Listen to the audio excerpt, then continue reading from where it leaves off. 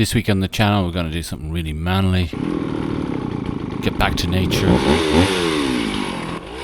We're going to do Anthotype and pick some flowers. So welcome back. This is a video I've been wanting to make for quite some time on alternative photography. It's about anthrotypes, and in this video we're going to explore 3 different types of anthrotypes. We're going to do the red poppy, I'm going to have a look at the dandelion and the spinach. So anyone can really do this at home. It's very, very simple. All you need is a mortar, some cloth and a bit of alcohol. So I'm taking these poppy petals from my garden and I'm actually going to put them into a mortar, add a little alcohol and just going to crush those around. Now anthrotypes have been around for a very, very long time, and they were the precursor of photography for making photograms. The thing with anthrotypes is they don't last very long.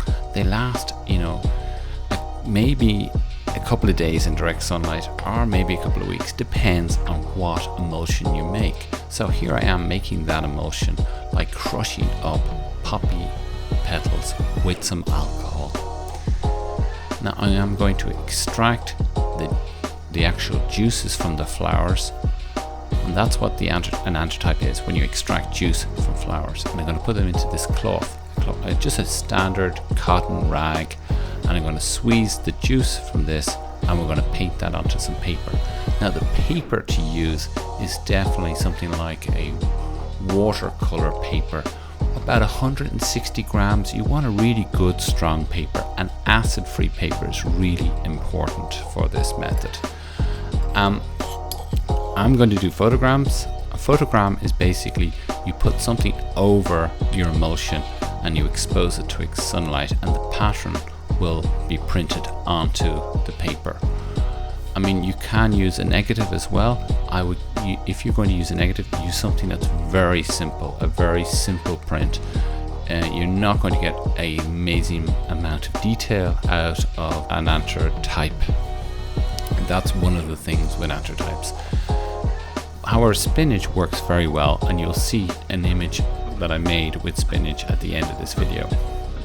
So I've painted my emulsion onto my paper here, and I'm going to let that dry. Once it's dried, it will go into a contact frame, and in that contact frame I'll either have a negative or something on top of it. In my case, I'm going to put some leaves, and I'm going to have that pattern be printed on the paper itself. Once the papers were dry, I placed them in some old picture frames I had as contact prints and made photograms using various leaves that I found in the garden to see how well the poppy emulsion worked. And it only takes a couple of hours before we see a print on the paper. And now I also tried with dandelion, and this also works quite well. Again, I used the same leaves that I found in the garden. Spinach, or in my case Swiss chard, which are basically the same thing, make really good anthrotypes. You take the leaves from the stems. You can of course eat the stems. The leaves are separated into a small liquidizer, blended up with a little alcohol and just mixed around. Place this into a cloth and then squeeze this cloth to get the emulsion out into a tray, and then put your paper in the tray and just paint it with a brush. Make sure it's well covered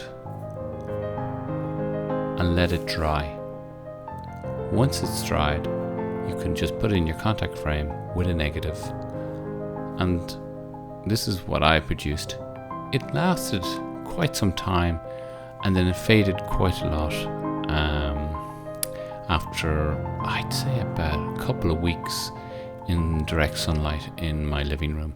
But it was an interesting experiment to try. A book here from 1847 can be found on the archive.org website, and a lot of these books are still very much available on the internet to read. They're very interesting if you're into alternative photography.